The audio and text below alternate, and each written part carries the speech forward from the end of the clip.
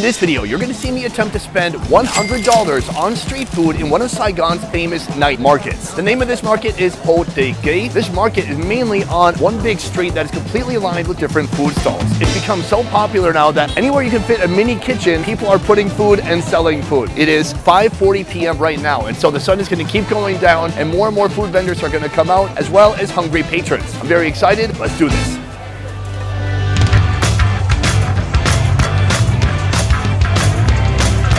This is our first place. It's called Ban Chung Gai, non-Hong Kong. Apparently this place takes inspiration from Hong Kong, but maybe not the food that I'm interested in. Here they have a special egg sausage dish, which I know doesn't sound that exciting, but if you grew up white trash like me, those are essential cooking ingredients, and they found a way to remix them here like I've never seen before. It starts with a sausage that's wrapped in an egg. From there she puts on ketchup, then shrimpies, then mayonnaise, and finally pork floss. Come take a look. When I flip it around back, you can see the egg, how it's wrapped around the sausage. You can't even see the sausage at this point, but I'm telling you, it is there. Let's try it out.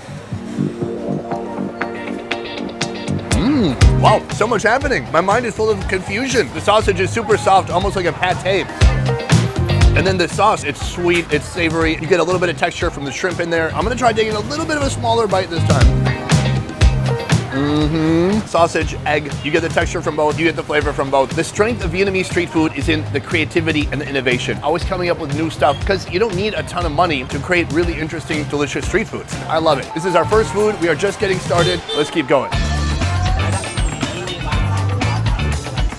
Boom, on to our second food right here. This is one of my favorite foods in Vietnam, and a food that I never actually even tried until moving to this country. I'm talking about the snail. This is no ordinary snail. Come take a close look. You can see that the snail has something poking out of it. That is not the actual snail body, that is pork. So they've actually removed the snail, they add pork in, and I think they put the snail back into the snail. And they tie it all in there with a piece of lemongrass. I think I'll get 6 of these, and then they have another kind of snail over here. Nothing extra stuffed inside, it's just a snail. I'm gonna try them both, sit down and give it a ride.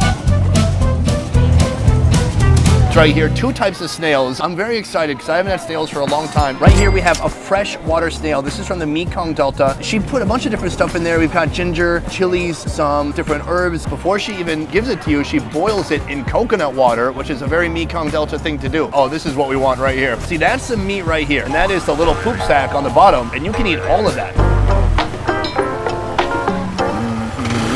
Oh yeah, delicious. It's interesting because some parts of the snail are kind of gooey and almost oyster-like, and then some parts are really crunchy. Not crunchy like a potato chip, but like crunchy how sometimes meat can get a little bit crunchy.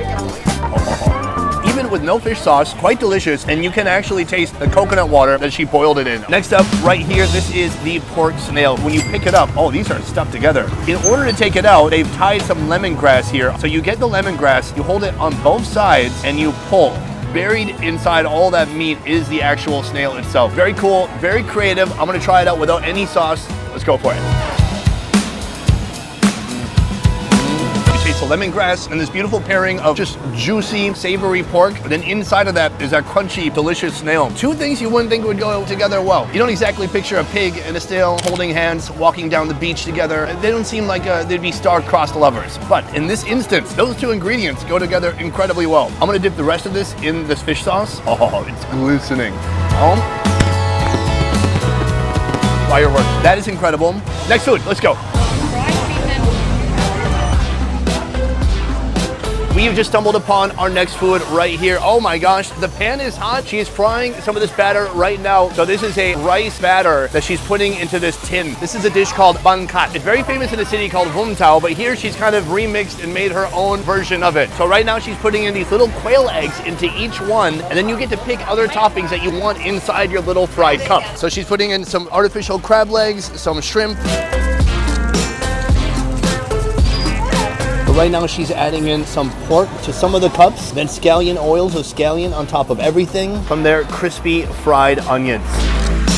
It looks like we may have had a slight miscommunication because I have 4 plates of food in front of me right here. But the total comes up to 160,000, which means we're getting even closer to our goal. This one right here, you can see some of the crunchy scallions on top. You can see that green onion. Even the outside, it is like rippling crispiness. I just want to see how it tastes on its own. Let's go for it.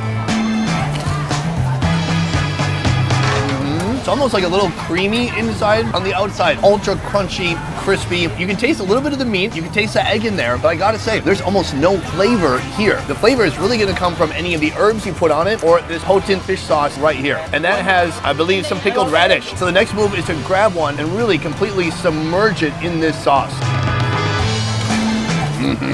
That is a delicious sauce. And I'm telling you, if you want some... Uh-oh, it's raining. We're in Vietnam, the humidity is like 98%. I'm actually not even sad that it's raining right now because it is so hot. I look like I just ran a 5K. Wow, it's getting crazy out here. Well, everyone is out there panicking. I'm in my little zone of happiness right here. It cannot be interrupted. I cannot be stopped. Check this one out. We've got mock crab, more scallions, more fried shallots. I'm gonna put that in the sauce. I'm gonna put some of these on there too. Let's try another bite. I love it. When you come to Southeast Asia, anytime you see somebody with one of those tins that has these little divots just big enough for these to be made inside of, you have to try it out. It's gonna be fried, crunchy, and absolutely delicious. This is a big win. Plus we spent almost $6 here. So we're really racking up the money. It's still raining. Oh, this is not good. I'm trying to get as close to the counter as I can. My ass is getting poured on right now. Right here, they have a big selection of meats, a nice big variety. I've just ordered one of these, so take a look at this. This is a seafood selection. Huge tentacles here, or you can get a whole octopus like this. I've ordered a whole octopus. It's on the grill right now next to some kebabs. In addition to the octopus, I'm gonna get some of these. This is bonum.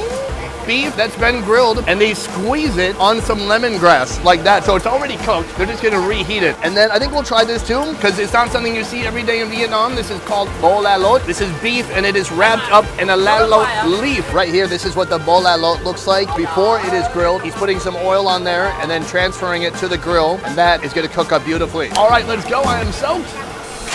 So here's a bunch of different food. We're gonna build up to this octopus, but I wanna introduce you to this first. It is a ground beef that they mixed with delicious spices. They've formed it around here. It's almost like a Vietnamese kebab. So I wanna try it just how it is. Let's go for it. Oh yeah, you can tell there's fish sauce in the meat because it's so sweet. It's got this umami kind of savoriness to it. You can see how it's just wrapped around the lemongrass so wonderfully. And it picks up a little bit of flavor from the lemongrass too. This is so good. I don't think it needs any sauce added to it. Happiness. Over here, bo la lot. So they've got 4 of them together on a stick. Each stick is about $1, which is a great deal too. It's sweet, it's juicy. The leaf is hard to describe. I mean, I could just say the exact name, but if you've never tried it, it wouldn't mean anything to you. It's just very fragrant and aromatic, and it adds its own flavor to the meat itself. Like a little meat cigar. Time to light up, baby. Over here, the octopus. I'm gonna rip off one of these big tentacles. You can see these little suckers, tiny on the bottom, getting bigger as they move up the tentacle. I'm gonna put it in this green chili sauce, sop some of that up, and take it down. I know a lot of Americans know calamari, and unfortunately they just know like that one version of squid, which is kind of cut up and fried. But grilled octopus is so incredible. This chili sauce, it is so fresh, so spicy, and that's combining with the sauce they put on there already. Incredible. Fresh seafood right here in this market. We've gone from eggs wrapped in hot dogs to this so far in just a little bit of time. I think we're doing great. Let's keep this train moving. Right here, we have our nice food. This is something I did not expect to see in this market. It is sea urchin, but let me show you how they make it. The first thing he does, he puts it on the grill, and then he cracks a quail egg into it. Then he lights up his torch, and he torches it from the bottom, getting the whole thing to kind of start boiling up, cooking the egg inside. Next step, he's putting in the cheese. We've ordered 2 with cheese and 2 with peanuts. So that is some kind of a liquid cheese like I've never seen before. Torches that up. Then we've got these green scallions going in with some scallion oil and some nice peanuts on top. Oh yes. He's gonna throw these on the platter, bring that to the table. We got ourselves a nice little treat. And now we're back. Sea urchin is not my favorite food. To me, it tastes kind of metallic, but here he's prepared it in a different way. So we have the sea urchin, we have some of the egg, and then some of the cheese on there too. Some of the most random ingredients I've ever seen together. Moment of truth. Let's try it out. I like that. I cannot guarantee you that there's sea urchin in here. Mostly it just tastes like cheesy, almost mayonnaise-y eggs. I literally have scraped everything out of the bottom, so there has to be sea urchin in here. Let's try one more bite. I think there's a hint of sea urchin in there. It's not a strong flavor. Mostly you're getting some of that really processed cheese, which is actually pretty tasty, and then the quail egg. So for one of these, it's 50,000 dong. That's about $2.50. So you're paying about $1 per bite here. That is pretty pricey. Let's try this one. So this one here is scallion, peanut, and sea urchins. Definitely there's some sea urchin meat in there. That's very nice too. Wow, I'm very pleasantly surprised by this. It's not a big quantity of food, but it's quite delicious. I love the scallion oil flavor. It's one of my favorite flavors or ingredients that they use in Vietnam. So it obviously has that really strong scallion taste. Plus the crunchiness of those nuts and just a little bit of meatiness from that sea creature. That is awesome. And when you're trying to get it to $100, that is the way to do it because that's roughly $10 right here for 10 bites in all. I'm getting slightly full, but we still have a couple more foods to go. Let's keep it going. Boom, and we're on to food number 9 or so. It is almost 9 p.m. We've been here for a few hours now rocking the street food. I found another one that I like and I'm gonna try out and then I'm gonna show you. It's kind of complicated, the recipe though, so let me take you through it step by step. It all starts with an orange rice paper that she has to spritz like a houseplant. From there, it gets 1 layer of chili salt. She spreads out some beautiful herbs on top. A quail egg gets cut into several pieces. Next, some scallion oil. Then crushed peanuts, fried onions, some sauté sauce, and then it's time for the rolling. This is the most important step. It's actually not. They're all important. For the texture, you want it to be rolled nice and tight. I mean, this is rolled tighter than one of Snoop Dogg's joints. Then she's gonna take them all, cut them with the scissors. Now she's putting on some mayonnaise. So that is complete and we're ready to bring it to the table. Another vendor, another food. This is ban cheng gun. So ban cheng means rice paper. This orange stuff right here is a rice paper. Gun means the roll. Chewy rice paper on the outside and tons of different interesting fillings on the inside. A little bit of mayonnaise on the top. Let's try it out. I love this one, and it's hard to explain why. This is a dish very unique to Vietnam, served all over the place, but each place they stuff it with slightly different ingredients or put different toppings on top, but always, what I keep coming back for is that texture. It's so chewy. All right, I'm breaking off another piece here. Flavor-wise, it's spicy, it's salty, then you taste some of the fresh herbs, then you taste creamy quail eggs, then the crunchy onion, creamy mayonnaise on top. It is just a mind-bending experience with all these flavors and textures together. It is street food innovation at its best. I love it.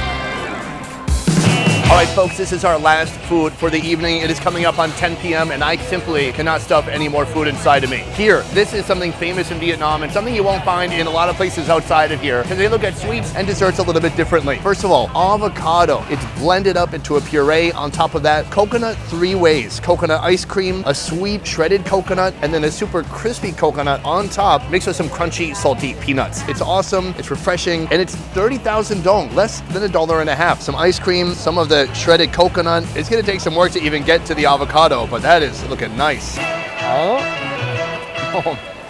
Oh, it's so refreshing, so coconutty from 3 different coconut attacks. I feel like I could bring to the surface some of that avocado. Yeah, look at that. Green avocado mixed with ice cream and everything else in there. Let's give it a try. This is a stunning cup. The avocado, aside from the taste, you know, it has a lot of natural fats and it's just so creamy. When you mix it with some sugar, some ice cream, and some crunchy bits like this, oh my gosh, it is priceless and delicious. At the end of a day of long eating, if you're feeling stuffed, go with something like this. Stomachs always have room for dessert somehow. So that is 10 food. I've reached my limit. I'm gonna tally up the total and meet you for a nice little conclusion. Let's see if we broke $100 today. Boom, guys, that is the end of the video.